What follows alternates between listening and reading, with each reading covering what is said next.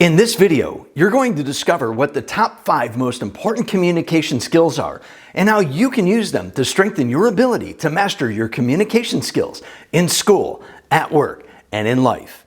For the last 5,500 years or so, humans have been communicating through written language by scratching, carving, etching, scrawling, painting, printing, and typing.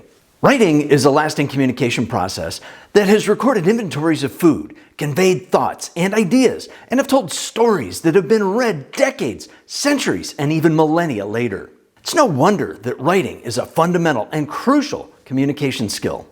To become proficient with written communication does take time and practice, but to be good only requires that your writing be comprehensive and that it includes relevant details to what you're trying to communicate.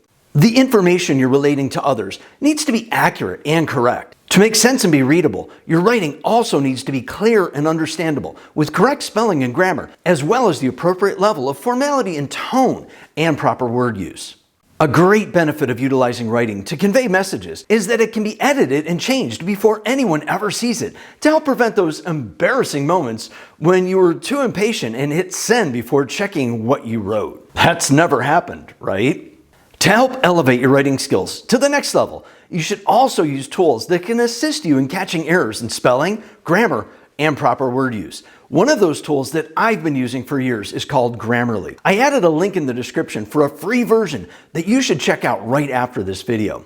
There's no downside to having a tireless, efficient, and non-judgmental writing coach who's always there with advice, when needed, that can catch important issues to help improve your writing.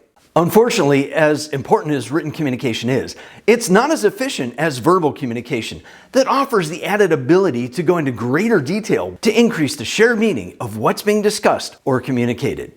Verbal communication requires sound, and for someone to be able to hear that sound. There are 5 components of verbal communication that affect how the message is received and perceived by listeners.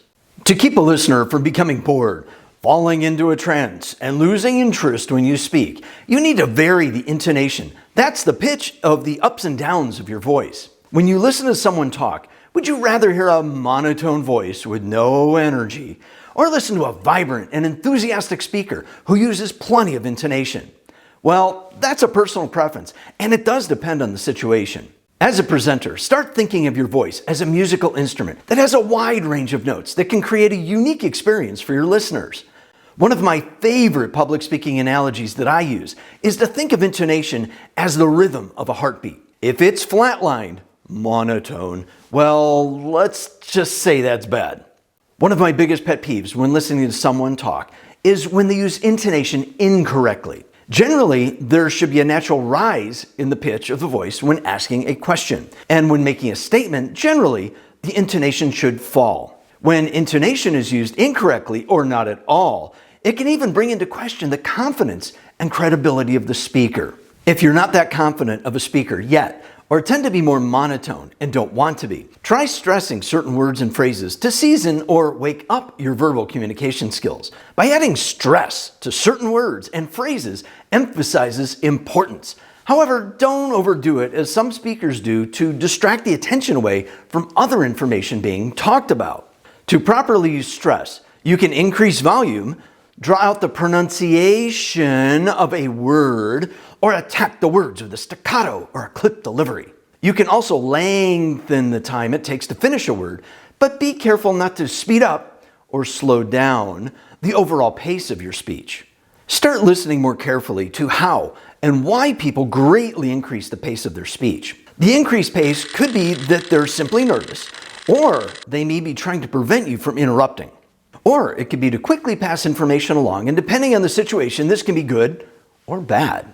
When we're happy and excited or nervous, we tend to speed up our pace of speech. And when we're sad or bored, we do tend to slow down.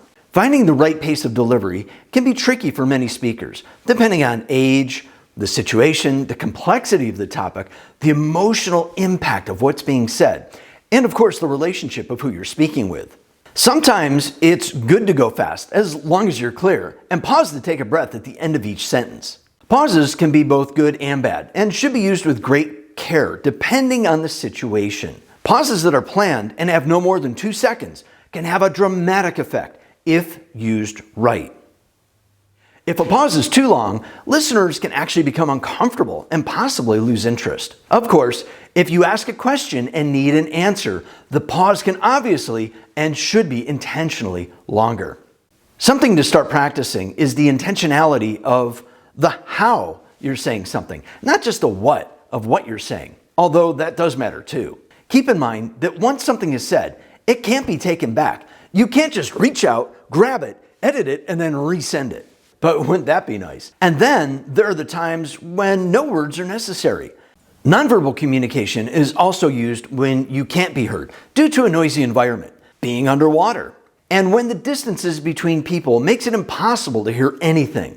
This is where gestures and signs are needed. The problem with gestures and signs is that they can often be confusing if there's no shared meaning of what they mean. Be thoughtful and intentional of the gestures and signs you use. Take this symbol for instance. You might have thought I was going to say one thing, then suddenly you saw something else. But now, do you think I mean the number 2 or peace out? If you mean to say that a square looks like this and a circle looks like this, make sure it's right so you don't send the wrong signals. Be more aware of how you intentionally and unintentionally send signals, just as a coach does to send a signal to a player from distances where verbal communication just isn't possible. Even the space between people, that's known as proxemics, is a nonverbal communication. When someone stands too close to you, depending on who they are, can send a nonverbal message that causes us to back away or maybe move closer. Active listening is one of the most difficult forms of communication to master, as it involves being able to restate in your own words what you heard to avoid a misunderstanding and to get someone to open up about what they really mean. Active listening is also used to resolve conflicts and to build trust by showing that you're listening and not just hearing. Active listening also requires you to observe facial expressions, interpret body language, and understand the tone of someone's voice. A great listener does this without even thinking. When you're actively listening, you're not checking your cell phone or your watch. You're focusing intently on the person's words. You're also waiting to respond at the appropriate time in the conversation with relatable words based on what's being said. When you're able to accurately rephrase and repeat back to the person of what they said, it'll help you master your level of communication skills that will be appreciated and accelerate you to greater understanding of people in many different contexts.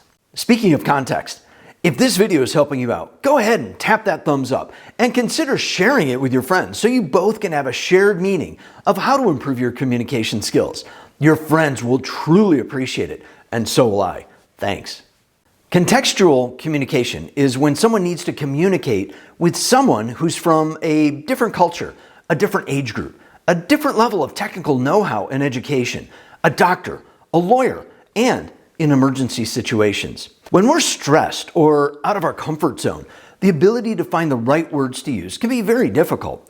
The best way to deal with communication issues with people from another walk of life is to rehearse what you're going to say, or better yet, find out the questions you need to ask to get the answers that you need to know for each situation. Watch the video on your screen or click on the link in the description to learn more ways to improve and master your communication skills in school, at work, and in life.